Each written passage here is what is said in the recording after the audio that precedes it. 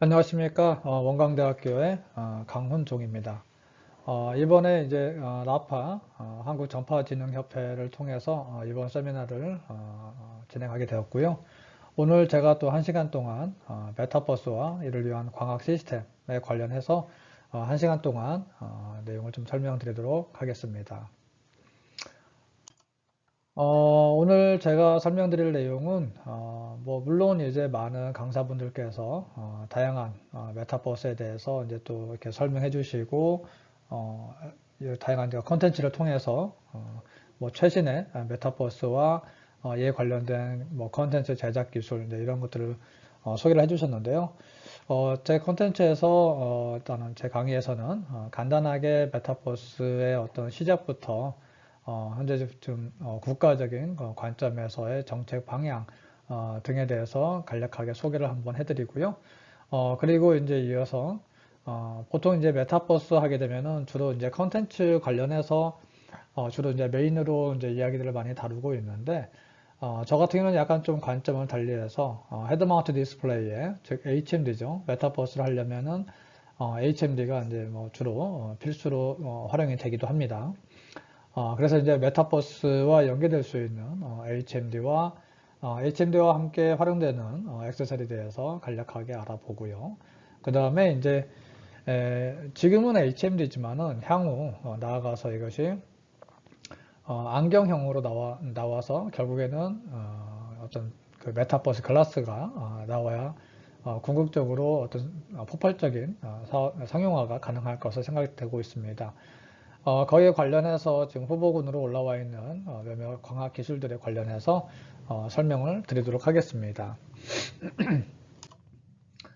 자, 먼저 이제 메타버스입니다. 메타버스가 이제 왜 갑자기 이렇게 나타나게 된 게 사실 그 배경에는 코로나가 있다라고 볼 수가 있을 것 같습니다. 코로나가 이제 2020년 1월에 시작이 됐었죠. 그러면서 이제 그간에 어떻게 보게 되면은 이제 줌 또는 유튜브를 통해서 갑자기 이제 활성화가 됐습니다.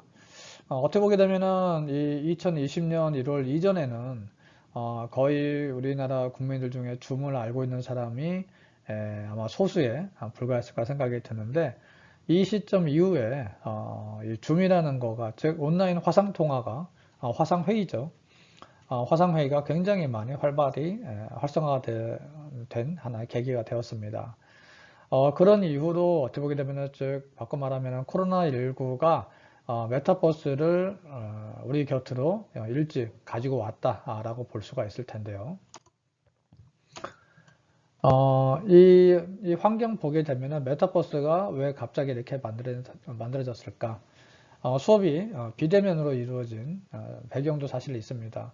아무래도 이제 학교가 문을 닫고 수업은 아니할 수 없으니까 진행을 해야 되는데 그런 환경에서 이 메타버스만큼 좋은 환경이 없지요. 그래서 이제 이런 비대면 수업이 코로나19로 발생이 되면서 메타버스가 가깝게 오게 된 배경이 거기에 있는 것 같습니다. 이런 것들이 어떻게 보게 되면은, 기존의 어떤 상용 프로그램을 보게 되면은, 이제 줌이나 어떤 구글, 화상회의, 이런 이제 시스템들이, 결국에는 활성화가 될 수밖에 없었던 그런 이제 시대적 배경이 있었죠. 음식도 이제 주로 기존에는 우리가 직접 가서 음식을 먹었다 한다면은, 그 장소에 가지 않고 음식을 배달해서 먹거나 또는 한 군데 모여서 재택하던 근무하던 이제 기존의 그런 스타일을 각 가정에서 근무하게 되는 재택근무가 활성화가 되었고 심지어 이제 알바도 재택에서 할 수 있는 그런 아르바이트도 많이 활성화된 것도 사실입니다. 또 어떤 쇼핑몰에 가서 직접 쇼핑을 하거나 그런 것이 아니라 대부분의 것들은 이제 온라인을 통해 가지고 쇼핑이 대부분 많이 이루어졌습니다. 이런 현상들을 사실 일으킨 것이 어떻게 보게 되면은 코로나라고 볼 수가 있겠죠. 그러면서 이와 함께 같이 시기적으로 빨리 저희 쪽으로 일상생활에 빠르게 접근했던 거가 다가왔던 거가 메타버스라고 볼 수가 있겠습니다. 바꿔 말하면은 이런 메타버스라는 이런 환경은 결국에는 가상현실이다, 뭐 증강현실이다, 이런 것들이 궁극적으로 가야 되는 방향이었고, 그런 방향이 맞습니다.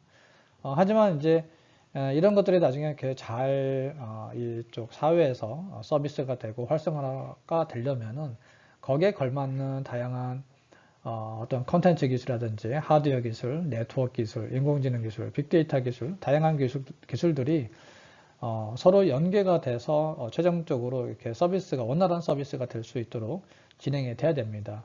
그러기 위해서는 다른 다양한 이런 그 관련된 기술들이 같이 이제 발전을 해야 되고 그 시점이 뭐 예를 들어서 향후 뭐 한 4, 5년 이후다 라고 하는 그러한 어떤 예상되던 그런 디지털 사회의 그 시기가 있었습니다. 하지만 이제 코로나가 이제 발생이 되면서 이 시기가 2020년대로 굉장히 빠르게 거의 한 5년 이상의 가속화돼서 일찍 우리 일상에 소개가 되고 일상에 소개가 되고 활용되어질 수 있는 그런 기회가 되지 않았나 생각이 듭니다. 어떻게 보게 되면 메타버스가 이 코로나로 인해서 굉장히 빨리 우리 일상에 접어들었다. 이렇게 좀 보시면 어떨까 생각이 듭니다. 메타버스는 어떻게 보게 되면 갑자기 나온 어떤 새로운 신기술이라고 하기는 좀 다소 어렵고요. 버추얼 리얼리티에서 뭐 이제 VR, 그리고 이제 아규먼티드 리얼리티, AR, 그 다음에 이제 이 VR과 AR이 서로 혼합된 혼합 현실에서 이제 믹스드 리얼리티가 있죠. 그리고 이제 어떤 그 실감 콘텐츠의 정점이라 할 수 있는 이제 홀로그램이 있고요. 그리고 이제 이러한 다양한 VR, AR, MR, 홀로그램 이런 것들이 또 다 포함돼서 확장된 확장 현실에서 익스텐디드 리얼리티로 소개가 되곤 합니다. 또 이런 것들이 궁극적으로 다 보여서 메타버스를 이루는 것이 아닌가 생각을 해봅니다. 그러면 이제 궁극적인 메타버스, 현 시점에 궁극적인 메타버스인가? 라는 그런 이제 퀘스천도 한번 던져볼 필요가 있겠죠. 하지만 지금의 메타버스는 우리가 생각하는 최종의 메타버스는 아니라 생각이 듭니다. 아무래도 좀 더 발전된 피크를 아직 우리는 경험하지 못했다라고 볼 수가 있지 않을까 생각합니다. 그래서 이제 이 VR, AR, MR, XR은 사실 뭐 독립된 기술들을 가지고 독립된 영역에서 활용되어지는 것은 사실 아니죠. 얘네들의 우리가 관계를 본다고 한다면은 VR과 AR 영역이 있고 주로 어떻게 보게 되면은 이 가상현실 VR이라는 것은 제3의 공간에 들어가서 우리가 이제 한번 경험해보는 완전히 어떤 현실과 완전히 다른 제3의 공간이 될 수 있겠죠. 그런 공간에서 우리가 컨텐츠를 향유하는 것이 VR이라 한다면은 현실과 어떤 가상의 컨텐츠가 융합된 증강현실이 이제 AR이라고 볼 수가 있을 거고 그 가상현실과 증강현실이 서로 결합된 그 현실을 우리는 그 MR이라고 믹스 리얼리티라고 표현을 합니다. 그리고 이제 전체를 아우러서 익스텐드 리얼리티에서 확장 현실이라고 하는 표현을 좀 사용을 하고 있습니다. 왜 메타버스인가 라는 생각을 해볼 수 있을 텐데요. 즉 가상세계는 결국에는 디지털 세계라 보고 있습니다. 그래서 가상현실과 인터넷, 스마트폰이 서로 연계돼서 현실과 별개의 제3의 공간이 만들어지는 것이 곧 메타버스라 볼 수가 있을 텐데요. 과거에는 사실 뭐 이렇게 컴퓨터나 인터넷을 통해 가지고 리얼 월드하고 그 다음에 버추얼 리얼리티에서 버추얼 스페이스 이 두 개만 사실은 공존을 했었죠.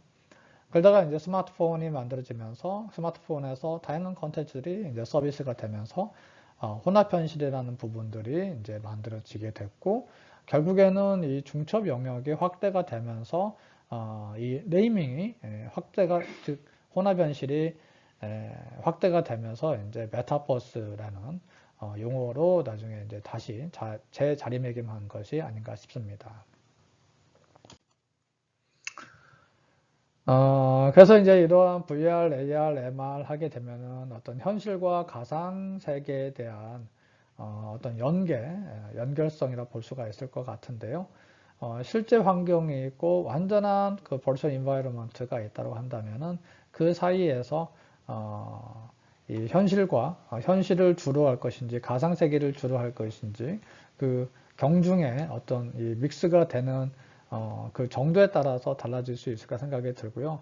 더 나아가서는 두 개가 완전히 혼합된 현실을 지향하고 있습니다. 그런 것이 이제 궁극적으로 가야 될 메타버스이지 않을까 생각을 합니다. 이런 이제 메타버스 같은 경우는 이제 실체화, 즉 메타버스가 어떻게 활용될 것이냐라는 건데요. 낮은 단계에서 보게 되면은 컨텐츠 생산, 그 다음에 생산하고 유통하고 소비하는 이러한 어떤 생태계가 있을 거고요. 이것이 곧 나중에 경제와 문화, 사회 등으로 확대 지속이 되면서 결국에는 다양한 부가가치를 창출하고 서비스가 진행되는 것을 나타낸다고 볼 수가 있겠습니다. 그래서 어떻게 보게 되면 단일 기술을 가지고 실현될 수 있는 메타버스는 아니고요. 초지능, 그래서 이제 AI가 이루어져야 되고 AI가 이루어지기 위해서는 빅데이터가 동반돼야 됩니다. 클라우드 서비스와. 그래서 어떤 초연결, 그리고 궁극적으로 인간 친화적인 실감 콘텐츠 서비스가 돼야 되겠죠. 그래서 어떤 휴먼 프렌들리한 디스플레이와 상호작용 인터랙션들이 결합이 되고 하게 되면은 이런 것들이 어떻게 보게 되면은 기술과 산업 환경이라 볼 수가 있을 거고요. 여기에서 우리가 가지고 있는 경험과 지식들, 그리고 이러한 인프라 네트워크라든지 뭐 5G 네트워크 이런 것들이 같이 결합이 되면은 궁극적으로 메타버스라는 것은 문화산업과 관광, 음식, 테마파크, 자동차 산업, 헬스케어 등 다양한 분야에 메타버스가 궁극적으로 활용되어 줄 수 있을 거다. 그런 시기가 곧 온다라고 생각이 듭니다. 싸이월드가 메타버스인가? 물론 개념상으로 맞을 수 있다고 생각이 듭니다.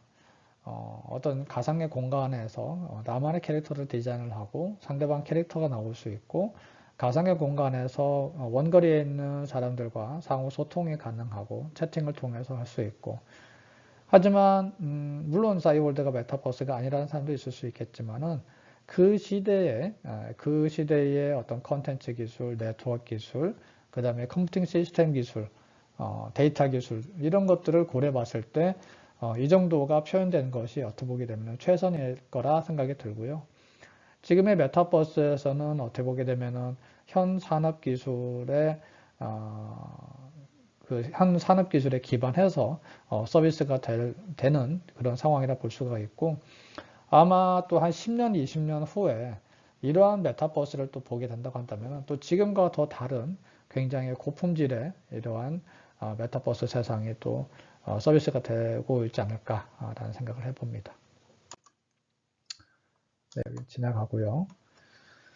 그래서 이제 최근에 와서는 이러한 메타버스라는 공간 안에서 나 혼자 어떤 커피숍에 들어가서 가상 공간에서의 어떤 카페에서 내가 커피를 즐길 수도 있고 그 다음에 어떤 엔터테이닝 가상 환경에서 이러한 어떤 연예인들 아니면은 뭐 케이팝을 만날 수도 있고 또는 현실에서 실제 오피스를 내가 렌트하지 않고 가상의 공간에서 이러한 기업 오피스를 운영함으로써 어떤 창업이 좀 더 용이하고 부대시설이 감소됨으로써 누구나 1인 창업이 손쉬운 이런 방법도 있을 수 있습니다.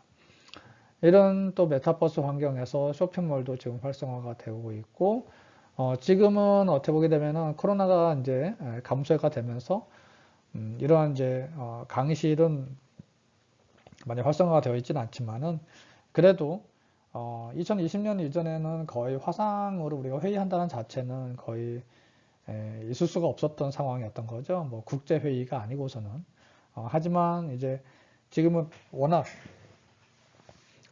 이 우리가 코로나를 경험을 하면서 이러한 이제 화상 회의나 또는 온라인, 오프라인 화상 이런 회의들이 같이 지금 병행하면서 오프라인으로 만나기도 하고 또 화상으로 또 하기도 하고 이런 것들이 같이 병행이 되고 있는 것 같습니다. 하지만 교육 쪽에서는 다소 활용도가 지금 떨어지고 있는 상황이지만은 개인 교습이라든지 원거리에 있는 이런 교습 강의 이런 관점에서는 지금 오히려 더 활성화가 되고 있다고 생각이 듭니다. 그래서 이제 이러한 메타버스 같은 경우는 이제 물론 이제 코로나도 있었지만은 그 이후에 다양한 어떤 컨텐츠들에 의해서 많이 소개가 되고 활성화가 됐습니다. 뭐 소노 크래쉬라든지 다이너마이트 컨텐츠에 대한 이 오프닝, 그 다음에 뭐 순천향대 입학식 등 다양한 시도들이 있었죠.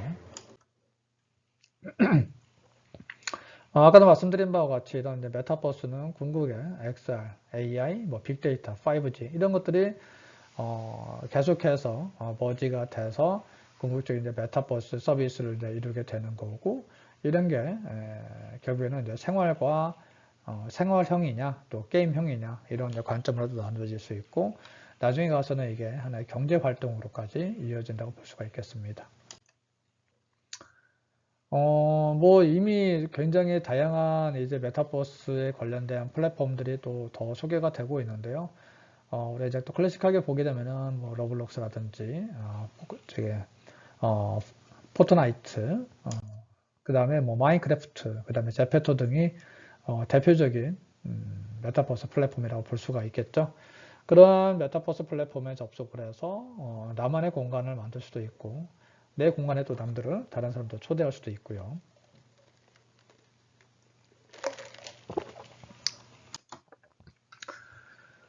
그렇다면은 이제 우리나라의 그 국가적인 관점에서 메타버스는 어떻게 고민을 하고 있나, 어떤 관점으로 흘러가고 있나 라고 볼 수가 있을 것 같습니다. 우리나라 주 정부 같은 경우는 뭐 과기부, 문체부, 행안부, 산업부, 국토부, 교육부 등으로 일단 구분될 수 있고요. 네, 죄송합니다. 과기부 같은 경우는 주로 이제 의료, 국방, 교육, 소방 쪽에 일단 집중해서 메타버스 갖다가 활성화를 시키기 위해서 노력을 많이 하고 있습니다. 문체부는 당연히 문화와 체육, 관광, 패션, 스포츠 분야에 되어 있고,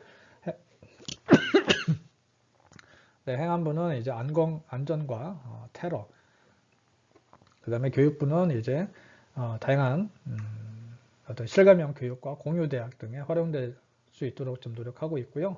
각 분야에서 새로운 다양한 서비스들을 발굴하고자 하고 좀 다양한 사업들을 진행하고 있습니다. 네. 그 관계부처 합동을 해가지고 2020년 12월 10일 가상융합 경제발전 전략이라는 것을 이제 소개를 했는데요. 뭐 간단하게 한번 알아보도록 하겠습니다. 메타버스에 뭐 관련해서 이제 개념을 이제 아바타로 소통하는 디지털 가상 세계를 의미하는 걸로 해서 이제 표현을 해놨고요.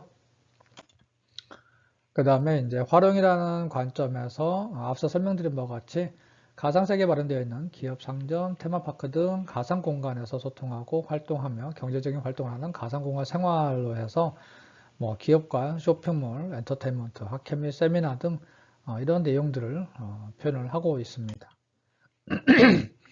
그때 당시 이제 생각했던 것은 메타버스는 곧 한국판 뉴딜의 기폭제로서 가상융합 경제 제시 필요해서 결국에는 이 XR 기반의 그 가상융합 경제라고 표현을 하고 있습니다. 즉 메타버스는 어떻게 보게 되면 단순한 우리가 컨텐츠를 본다라는 것이 아니라 그 메타버스라는 공간 안에서 어떠한 제3의 경제 활동까지 이루어질 수 있는 그러한 환경이라고 볼 수가 있겠죠.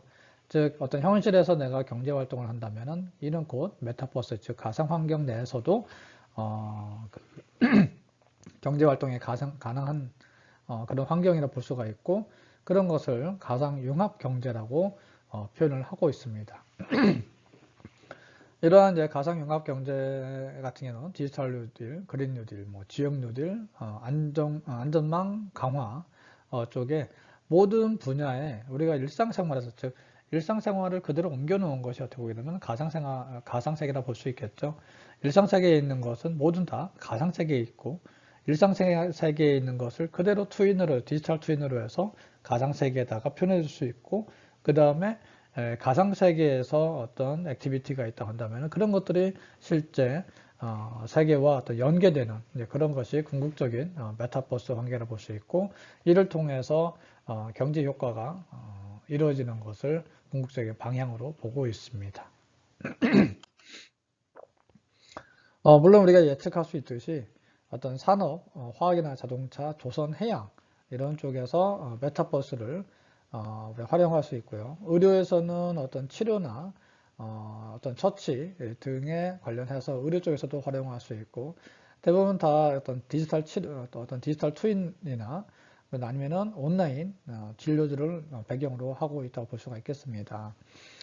그리고 이제 특히 이 코로나 시기를 우리가 경험한 우리 입장에서 어떤 그 우울증이라든지 이런 것들에 대해서 어떤 스트레스 이런 것들을 오히려 또 XR 기반으로 해서 메타버스 환경에서 치료나 컨설팅이 가능하다고 우리가 볼 수가 있겠습니다. 건설 쪽에도 굉장히 다양하게 활용이 될 수 있을 거라 보고 있고요. 교육에서의 활용은 이미 검증된 바가 있습니다. 요통이라든지 또 심지어 또 국방에 이르기까지 이 메타버스라든지 이런 컨텐츠 기술들이 안 닿는 분야가 없다고 보시면 좋겠습니다. 또 이어서 작년 1월 딱 1년 전이죠. 디지털 뉴딜 2.0에서 초연결 신산업 육성에서 메타버스 신산업 선도 전략이라는 것을 관계부처 합동으로 발표를 했습니다. 즉 메타버스라는 거가 궁극적으로 하나의 산업이 될 수도 있다라는 그러한 판단에 기반했다고 볼 수가 있을 것 같습니다.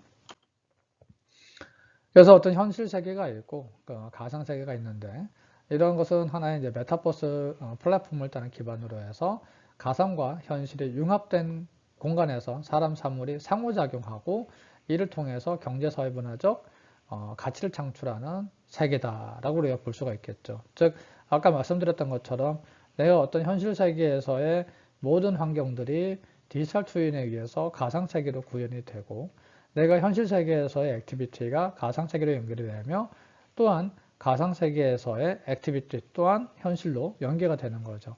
이름으로써 이 현실 세계와 가상 세계 이 양쪽에서의 우리는 액티비티를 우리가 활동을 할 수가 있고, 그런 활동들이 곧 나중에 경제적으로도 연계가 된다고 볼 수가 있겠습니다. 이런 것이 궁극적으로 가야 되는 메타버스의 방향이 아닐까 생각합니다. 플랫폼에서 여기서 좀 소개한 것도 뭐 로블록스, 제페토, 뭐 마인크래프트 등 뭐 굉장히 다양한 플랫폼들이 있으며, 어느 분야에 좀 더 이제 특화되어 있느냐에 따라 가지고 또 그룹핑을 해볼 수 있을 것 같습니다. 뭐 디지털 자산이나 상품 거래 같은 경우는 어스트, 더 샌드박스 등이 있을 수 있고, 그 다음에 원격 협업이라든지 소통 지원에 관련해서는 메시, 옴니버스 등이 있을 수 있겠습니다. 그리고 이제 또 이렇게 반복돼서 좀 나오는 부분 중에 하나가 메타버스라는 거가 실현이 되려면은 어떤 기술들이 서로 병합되고 융합이 돼야 되나라는 포인트인데요. 메타버스 하게 되면은 단순히 컨텐츠를 잘 만든다 해서 실현될 수 있는 것이 아니라 보고 있습니다. 그래서 이제 궁극적으로 XR, AI, 그 다음에 데이터 기술과 네트워크 기술, 클라우드 기술, 디지털 트윈 기술, 그 다음에 그 블록체인까지 유기적으로 다 잘 연계가 됐을 때 궁극적인 메타버스 서비스가 실현이 가능할 거로 봅니다. 자, 그렇다고 한다면 메타버스를 실현하기 위해서 여러 가지 우리 기술들이 포함이 된다고 해볼 텐데, 우리가 한번 단계적으로 우리가 본다고 한다면은 어떻게 보게 되면은 메타버스 서비스를 하기 위한 기술의 어떤 계층도라고 볼 수가 있겠죠. 가장 낮은 단계에서는 초고속 네트워크 인프라가 필요할 겁니다. 보통 이제 우리가 그래서 5G, 6G 이런 통신 기술이라 볼 수 있을 텐데요. 관련해서는 KT라든지 SKT, LG 플러스 등이 국내에 있을 거라 봅니다. 그 다음에 이런 네트워크를 기반으로 해서 하나 이제 플랫폼이 올라와야 되겠죠. 그래서 네이버, 카카오, 구글, 뭐 페이스북 등이 있을 수 있고요. 이런 이제 플랫폼이 얹어져 있는 상황에서 그 해당 플랫폼에서의 쇼핑몰, 오피스, 공연장, 학회장, 놀이공원들이 있고 이것을 이런 여기까지 어떻게 보게 되면 컨텐츠라고 볼 수가 있겠습니다. 3단계가 어떻게 보면 이제 컨텐츠가 될 수 있고요. 컨텐츠 위에서 이런 컨텐츠를 향유할 수 있는 디바이스가 있어야 될 겁니다. 그래서 헤드마운트 디스플레이라든지 모바일 앱 또는 PC 등이 있고 그 위에 이제 사용자들이 있게 됩니다. 이러한 다양한 기술과 컨텐츠, 그 다음에 디바이스, 플랫폼 이런 것들이 유기적으로 연계가 돼야 이 메타버스 서비스가 실현이 된다고 볼 수 있겠습니다. 시장의 이제 활성화라는 관점을 봤을 때 이제 코로나19로 인해서 소통에 어려움이 발생을 했으며 이것을 극복하기 위해서 메타버스가 부각이 됐는데 지금은 이제 코로나가 이제 다 감소가 됐고 이러한 어떤 사회적 니즈들이 많이 감소가 된 것이 사실입니다. 하지만 이제 완전히 없어졌느냐? 그러면 메타버스 아니면 화상회의 이런 것들이 전혀 없어졌느냐라고 보기보다는 이제는 온라인, 오프라인이 아까 말씀드린 것과 같이 병행하고 함께 공존해 간다라고 보시면 어떨까 생각이 듭니다. 그래서 이제 가상융합경제라는 용어를 어떻게 보면 관계부처에서 이제 표현을 하고 있는데요. 엑셀을 활용하는 경제활동 공간이 현실에서 가상융합 공간까지 확장되어 새로운 경험과 경제적 가치를 창출한다라는 그런 어떤 경제적 용어라 볼 수가 있겠습니다.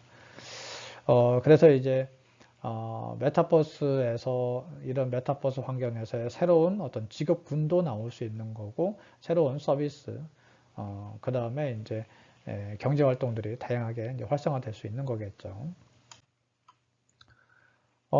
소위 어떤 물리적인 어떤 박물관이 세계 뭐랄까 뭐 타 지역에 있거나 다른 나라에 있는 유명한 박물관이 있다고 했을 때 내가 꼭 거기를 직접 가보지 않더라도 만일에 그쪽 박물관에 있는 다양한 유물들에 대해서 이런 어떤 3D로 아니면 컨텐츠로 다 메타버스 플랫폼 안에서 구현을 해놓았다고 한다면은 내가 굳이 박물관에 그 현장에 꼭 가지 않더라도 메타버스 환경에서 그 박물관에 있는 컨텐츠들을 이렇게 보고 그 유물들을 확인해 볼 수 있는 그런 기회가 될 수 있을 거라 보고 있습니다.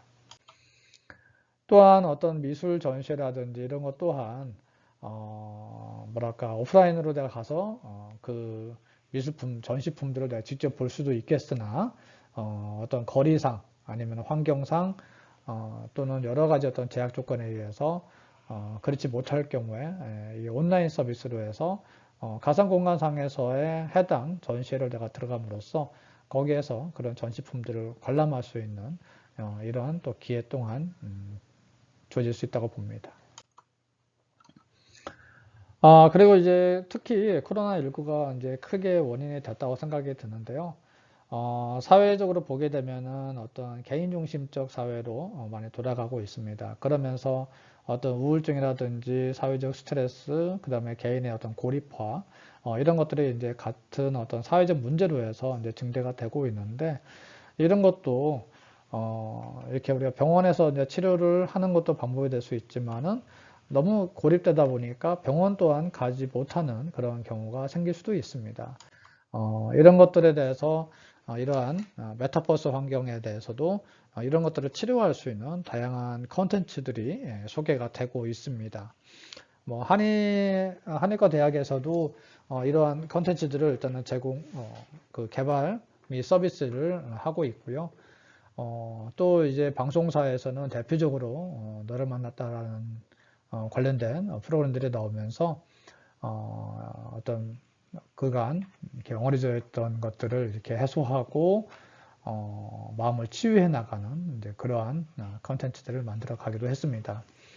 그래서 꼭 그 뭐랄까 어떤 좋은 아름답고 좋은 컨텐츠만을 본다, 뭐 즐거운 게임을 한다라는 거에 한정되지 된다기보다는 사람의 어떤 마음 치유까지 같이 진행될 수 있는 그런 서비스가 메타버스에서도 진행이 되고 있다고 볼 수가 있겠습니다.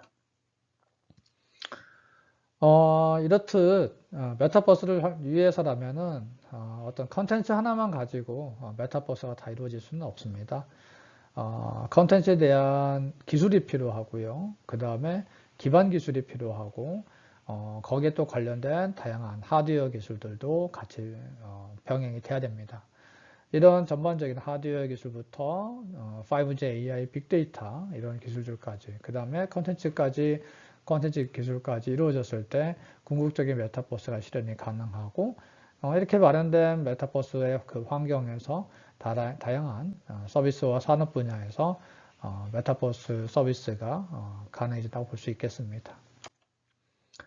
자, 그렇게 된다면은 궁극적으로 메타버스를 실현하기 위해서는 어떤 기술들이 주로 필요한가? 지금 여기 이제 보시는 바와 같이 가장 중심적으로 봤을 때 이제 플랫폼이 필요하고요. 그 다음에 이러한 플랫폼에서 컨텐츠를 볼 수 있는 HMD 또는 안경이 필요할 겁니다. 그 다음에 이런 안경과 플랫폼을 연결해 줄 수 있는 표준이 있어야 될 거고요. 그 다음에 이런 것들이 워킹할 수 있는 컴퓨팅 엔진을 할 수 있는 GPU, 컴퓨팅 파워, 디스플레이, 라이다 등 굉장히 다양한 관련 기술들이 같이 이제 연계가 돼야 궁극적으로 서비스가 실현이 가능하고요. 이걸 좀 더 디테일하게 본다고 한다면은 이 AR 디바이스도 있고 우리 VR 디바이스도 있습니다. 여기에 또 액추레이터를 달고 그 다음에 어떤 커넥티비티 즉 와이파이라든지 뭐 LTE, 5G 연계가 돼서 빅데이터 어떤 클라우드 플랫폼으로부터 빅데이터들이 오가고 있고 그 다음에 내 데이터가 가고 남의 데이터를 내가 또 가져올 수도 있고 같이 공유를 하고 그 다음에 이제 클라우드 플랫폼이 있다면은 클라우드 어떤 컴퓨팅 시스템이 필요할 거고요. 또 많은 자료들이 오간다면은 어떤 시큐리티 관련해서도 관련 기술들이 필요하고 그 다음에 어떤 주변의 어떤 환경에 대한 정보들을 습득하거나 각 사용자들의 어떤 모션에 대한 아니면은 거기에 사용자 계기에 대한 어떤 생체 정보 등 다양한 어떤 센서들이 개발이 돼야 되고 이런 것들을 움직일 수 있는 또는 콘텐츠를 만들 수 있는 소프트웨어 그 다음에 CAD, 뭐 3D 모델 또 우리가 데이터를 또 수집하고 이걸 표현해 줄 수 있어야 되고 이런 데이터를 기반으로 해서 어떤 규칙성을 찾아서 인공지능에 우리가 또 적용을 해서 좀 더 인간 친화적인 상호작용이 될 수 있는 환경을 만들어 주고요. 그 다음에 이런 것들이 또 시뮬레이션 되고 이런 것들이 이제 어떻게 보면 선순환이라고 볼 수가 있을 것 같습니다. 이런 이제 기술과 이러한 이 하드웨어 또는 이게 환경들, 다양한 이 산업들과의 연계를 통해서 궁극적으로 메타버스가 성장할 수 있지 단일 기술이나 단일 환경에서 메타버스가 성공할 수는 없다고 봅니다. 두 번째 주제로 해서 넘어가서요. 그러면은 HMD와 그 관련된 액세서리 관련해서 약간 하드웨어 도메인으로 해서 넘어가 보도록 하겠습니다. HMD 같은 경우는 최초로 1830년대 스테레오스코피 디스플레이라고 볼 수 있는 단계에서부터 먼저 시작해 볼 수 있을 텐데요. 또 거기에 이어서 1957년 그 다음에 쭉 해서 2016년 어클러스까지 이렇게 이어지게 되고 물론 그 앞뒤에도 굉장히 다양한 HMD나 뷰파인더, 아이글라스 형태들이 제시가 많이 되어 왔습니다.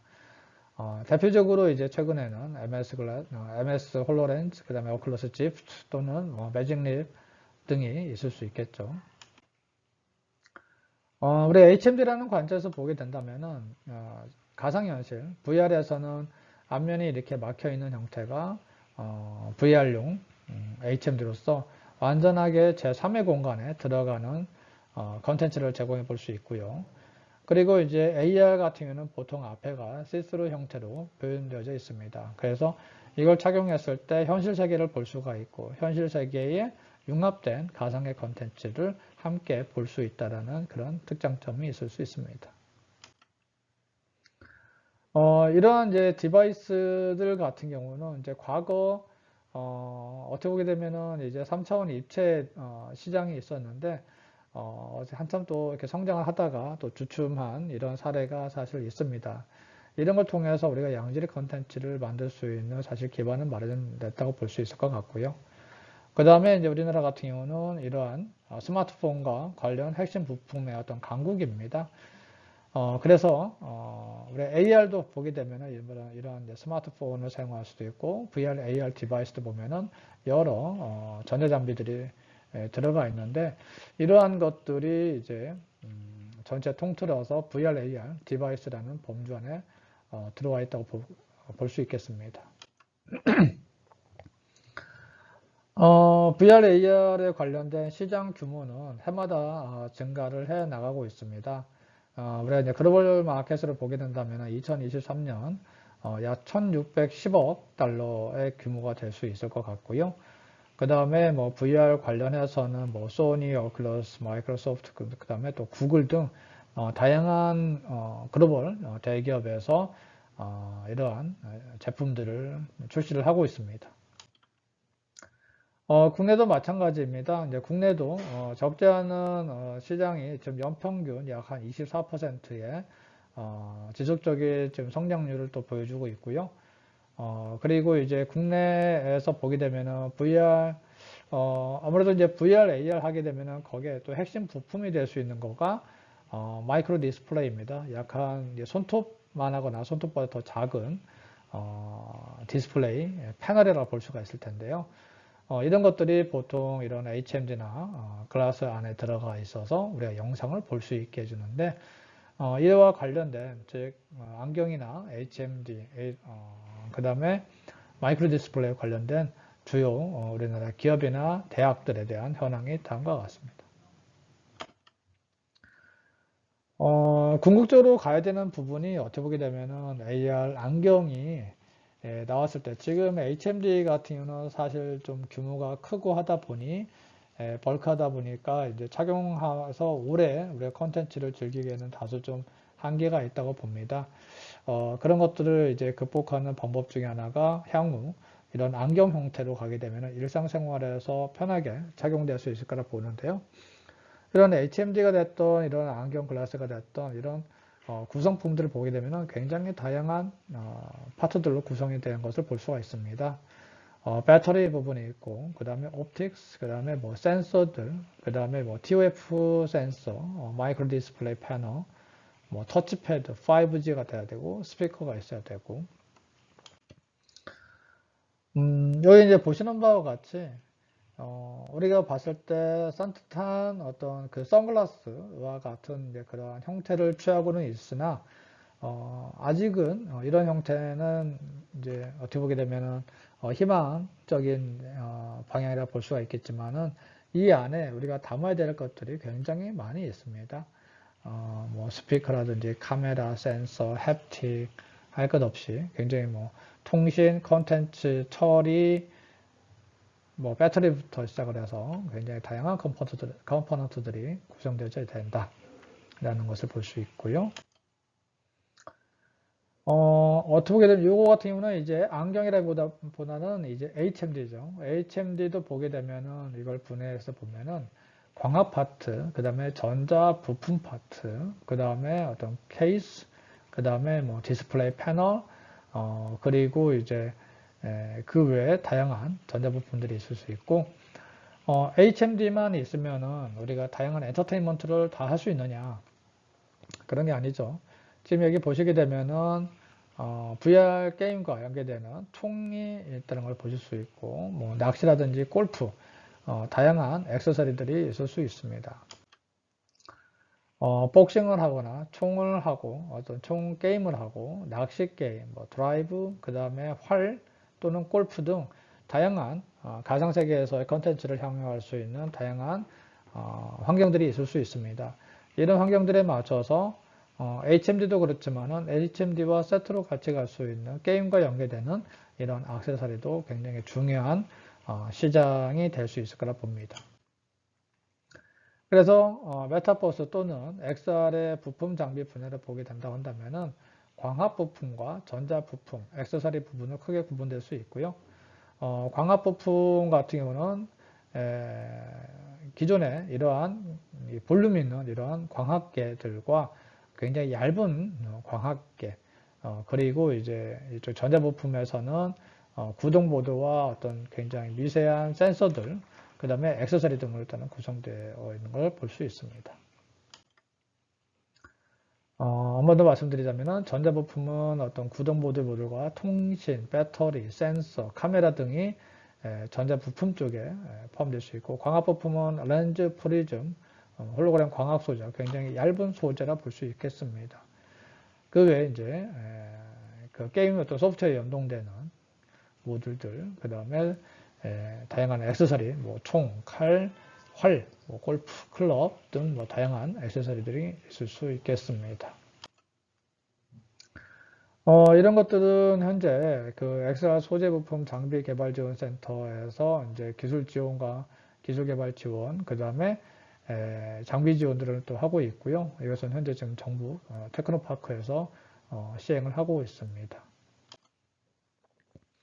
뭐 비즈 매칭이라든지 그 다음에 정보 제공, 컨설팅 등의 일단 사업들을 진행하고 있으니 혹 궁금하신 분들은 전북 테크노파크에 문의를 하시면은 좋은 정보를 관련 정보들을 얻을 수 있을 거라 봅니다.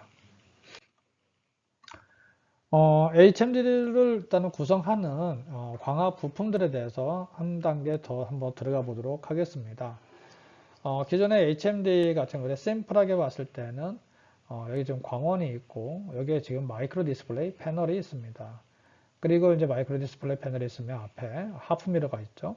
하프 미러가 있다는 것은 어떤 마이크로 디스플레이에서 디스플레이 되는 이미지들이 내 눈에 들어올 수 있고, 밖에 있는 이미지가 내 눈으로도 들어올 수 있다고 내 눈으로도 들어올 수가 있는 거죠. 이것은 곧 AR 형태가 될 수가 있겠습니다. 네, 이러한 방법이 어떻게 보면 하프 미러 방식이 될 수 있고, 이런 하프 미러를 달게 되면은 나중에 이제 여기에 렌즈 등이 사실은 또 부가적으로 들어가야 되는데, 이러한 렌즈들을 포함하는 형태로 우리가 프리즘을 일단 사용해서 구현하는 방법도 있습니다. 하지만 이런 것 같은 경우는 굉장히 볼륨이 있거나 무겁고 이렇게 되는 거죠. 그래서 이제 이런 것 갖다가 이제 지양하고자 하나의 외부 가이드 형태로 해서 굉장히 얇은 유리판을 사용하는 케이스가 있고, 또는 어떤 레티널 스캐닝이라고 해서 안구에 직접 망막의 상을 입사시켜주는 이런 방법도 있을 수 있겠습니다. 지금 이 부분 같은 경우는 이제 프리즘을 이용한 방법을 좀 더 구체적으로 소개를 하고 있는데요. 이 그림보다도 이걸 좀 활용하면 좋을 것 같군요. 이 부분이 전체가 다 프리즘입니다. 프리즘인데 이쪽에 이제 IR 센서, 마이크로 디스플레이, NIR, LED 등이 있어가지고 마이크로 디스플레이 패널에 의해서 내가 디스플레이 하고자 하는 가상의 컨텐츠를 디스플레이 하게 됩니다. 그렇게 되면은 이쪽에 프리즘에 입사가 되고, 그러면 이쪽 면, 그 다음에 이쪽 면, 두 개의 면에 의해서 빛이 이제 굴절이 되겠죠. 반사 및 굴절이 되고, 여기서도 나가면서도 굴절이 되고요. 그래서 마이크로 디스플레이 패널에 띄워지는 이미지가 내가 원하는 거리 2m 또는 3m 원거리에 상이 맺혀지도록 이렇게 유도하는 방법이 될 수 있고요. 그리고 내가 정면을 바라봤을 때 외부의 빛이 이 프리즘을 통과해서 내 눈에 들어오도록 설계를 하게 됩니다. 자, 그렇게 되면은 어떤 AR HMD가 만들어질 수가 있겠죠. 그러면은 내가 현재 있는 실제 세계에서의 외부 전망들을 내가 볼 수가 있고, 그 다음에 가상의 컨텐츠와 현실이 같이 융합된 형태를 볼 수 있는 AR 증강현실 HMD를 구현할 수가 있겠습니다. 앞서 보신 바와 같이 이러한 프리즘들은 렌즈 또는 이러한 빔 스플리터들이 서로 결합되거나 이러한 부품들을 서로 별개로 사용하는 케이스들이 많이 있는데요. 이런 것 같은 경우는 보시는 바와 같이 보통 유리 또는 경량화를 하기 위해서 플라스틱을 많이 사용하기도 합니다. 하지만 이 플라스틱을 사용하거나 렌즈를 유리를 사용하다 할지라도 먼저 볼륨이 너무 크고 벌크하기 때문에 HMD의 이 폼팩터가 이렇게 굉장히 볼륨이 있는 사이즈가 커지는 이런 단점들을 사실 가지고 있습니다. 그래서 이제 나온 방식 중에 하나가 이제 회절 광학 소자, 디프렉티드 옵티컬 엘리먼트를 사용하는 방법이 될 수 있을 텐데요. 여기 이제 보시게 되면은 렌즈가 있습니다. 이 렌즈가 있는데 이렇게 볼륨이 있는 렌즈를 할지라도 안에 기능이 없는 부분들을 싹 걷어내고 하면은 하나의 평판의 렌즈로 구현이 가능해집니다.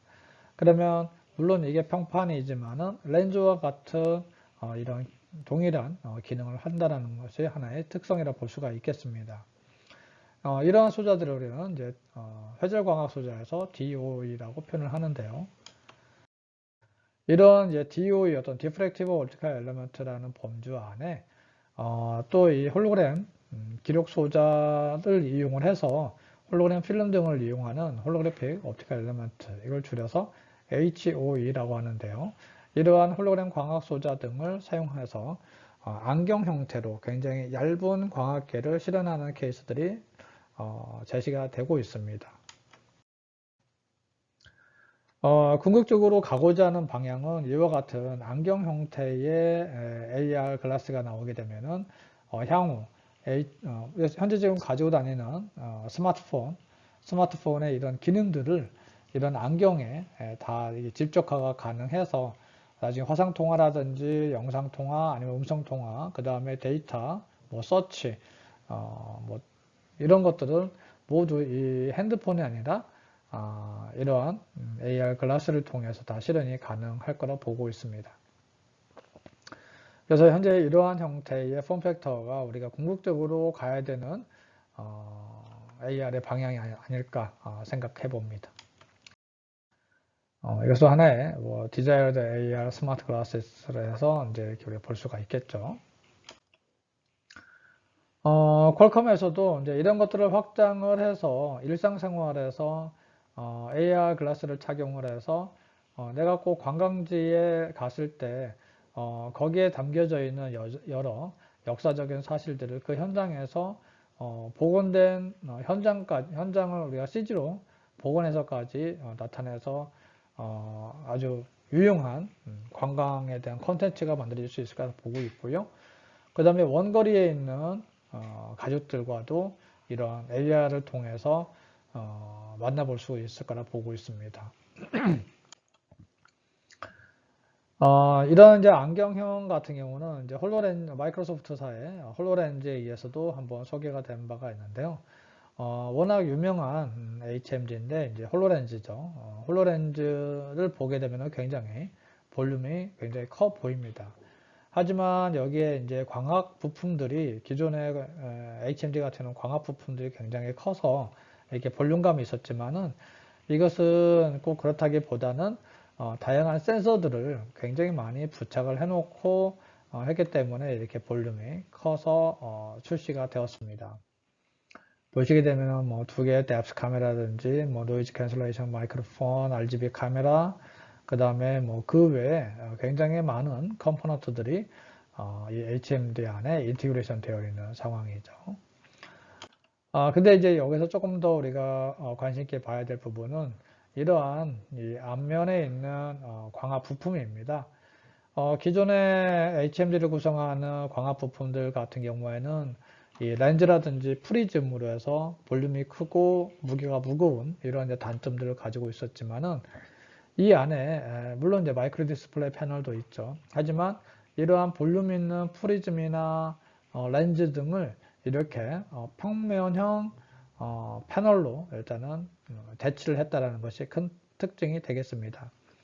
여기에 앞서 말씀드렸던 것처럼 홀로그래픽 옵티컬 엘리먼트 홀로그램 광학 소자를 하나의 웨이브 가이드로 활용해서 적용했다라는 것이 큰 장점이 될 수 있고, 나중에 여기에 있는 카메라든지 이런 것들이 소형화가 된다면은 이 패널만 사용하면 되기 때문에 AR 안경으로 쉽게 갈 수 있는 이러한 기술이라 볼 수가 있겠습니다.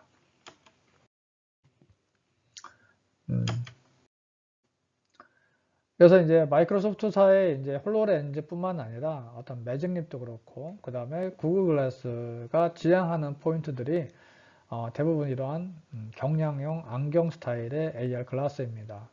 여기에 이제 대표적으로 적용함에 있어서 시도되고 있는 대표적인 기술 중에 하나가 이런 홀로램 광학 소자를 활용하는 그런 기술이라고 볼 수가 있겠습니다. 바꿔 말하면 과거에 무겁고 볼륨이 있었던 광학 소자들을 하나의 평면 디스플레이의 경량형 안경으로 개발함에 있어서 필수적으로 홀로램 광학 소자가 들어가고 있다고 보시면 좋겠습니다.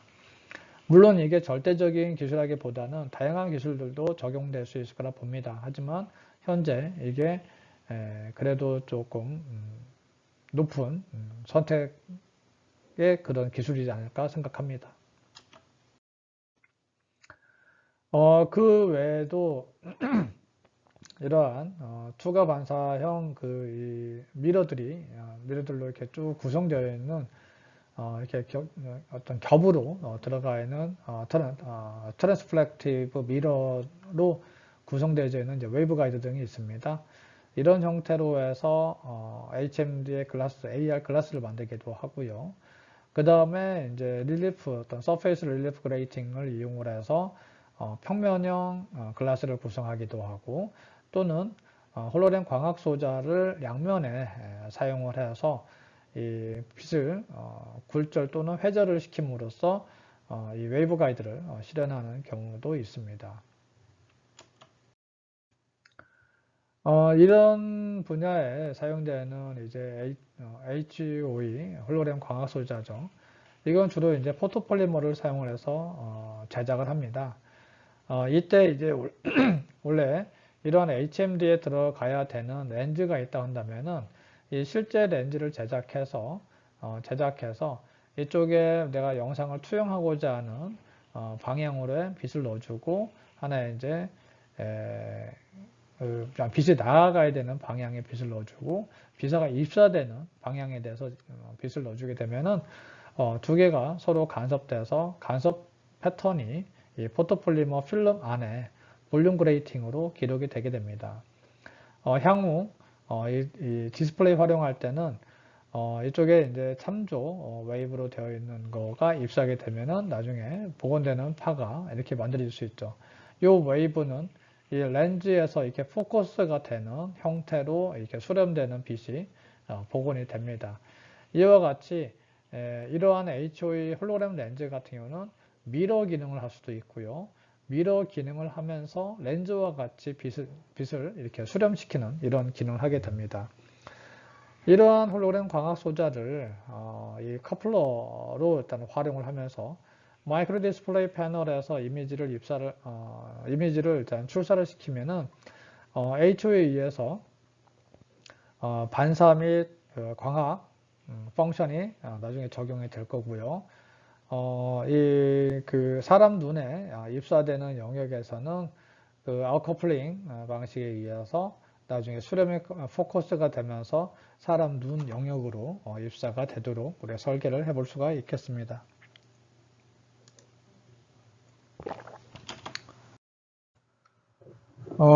기존의 아날로그 방식의 홀로그램 광학 소자를 만드는 과정에서는 실질적인 이런 렌즈가 필요했습니다. 그래서 이제 이런 렌즈를 사용을 해서 빛을 간섭시킴으로써 이 렌즈 기능을 하는 홀로그램 광학 소자를 만들 수가 있었죠. 하지만 이제 얘를 만들기 위해서는 실질적인 렌즈가 필요하다는 단점이 있었지만은 죄송합니다.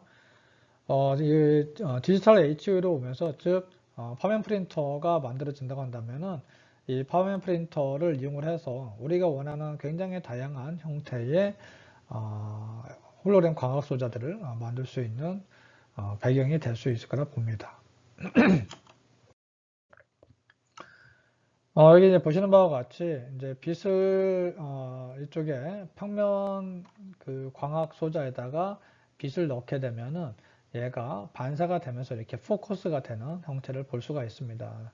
이 부분을 이제 잘라서 본 영역인데요. 빛을 갖다 입사시키게 되면은 반사가 되지만은 또 이렇게 포커스가 되는 그런 형태를 볼 수가 있습니다.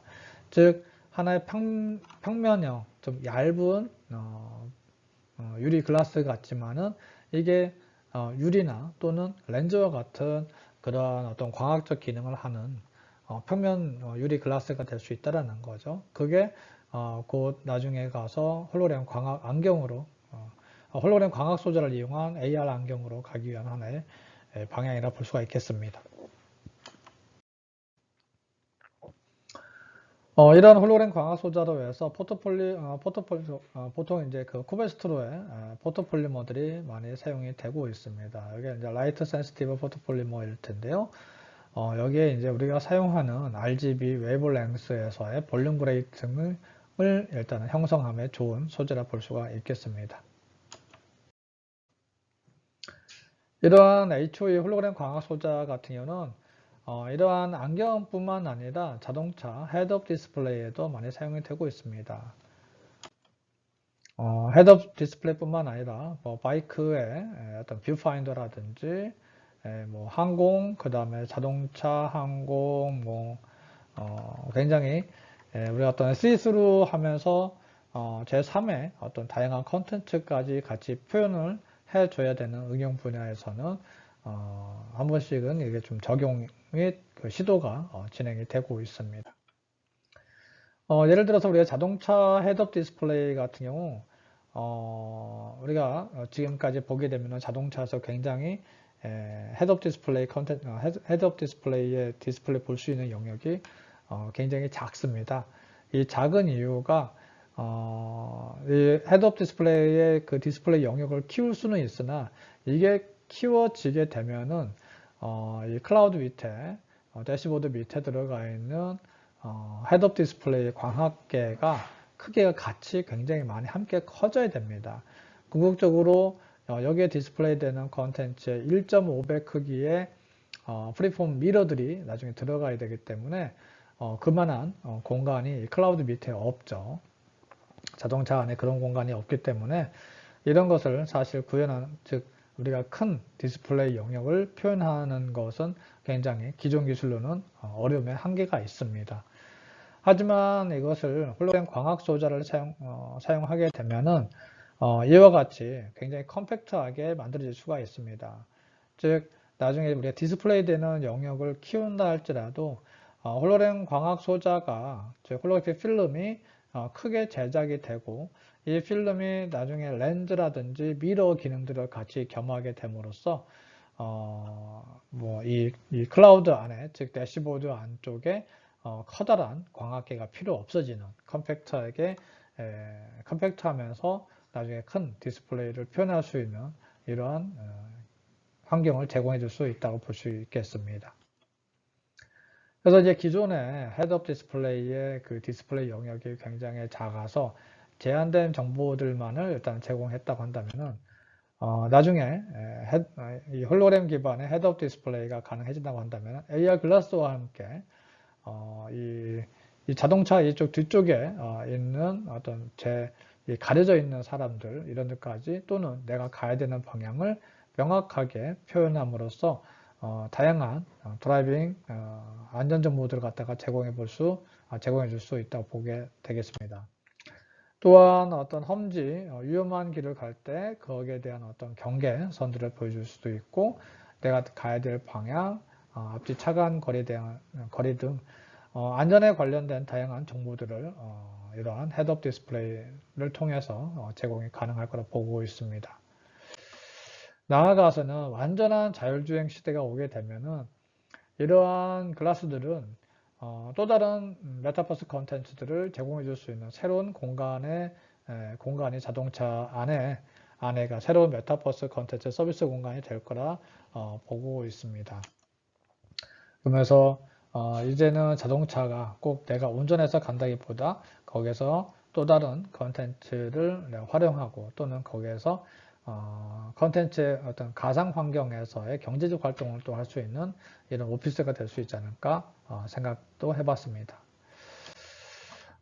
근데 이제 너무 이 메타버스라든지 이 VR, AR에 또 이렇게 심취가 된다고 한다면은, 나중에 이제 이런 모습의 카페도 만들어질 수가 있지 않을까 생각이 들면서, 이런 것이 과연 우리가 또한 지향하는 바인가라는 생각이 듭니다. 때로는 인간이 이런 가상의 컨텐츠를 어떤 향유하고 즐기고 이럴 수도 있지만은, 어떤 사람과의 어떤 소통, 인간관계를 쌓아가고, 사람 간의 어떤 정을 쌓는 아날로그적인 것이 함께 겸해야 되지 않을까 생각이 들고요. 이런 것들이 너무 좀 과해지게 되면은 이러한 지금은 봤을 때 이게 이상한 우스꽝스러운 사진이 될 수도 있지만은 아무도 모르는 겁니다. 나중에 너무 이렇게 한쪽으로만 쏠리게 되면은 이런 세상도 올 것 같기도 하다라는 생각이 들기도 합니다. 어쨌든 기술은 기술이고 인간은 인간이기에 좀 더 인간 친화적인 방향으로 컨텐츠가 또 서비스가 돼야 되지 않을까 생각합니다. 이상 발표를 마치도록 하겠습니다. 뭐 궁금하신 내용이 있다 한다면 아래 이메일로 보내주시면 감사드리겠습니다. 네, 감사합니다.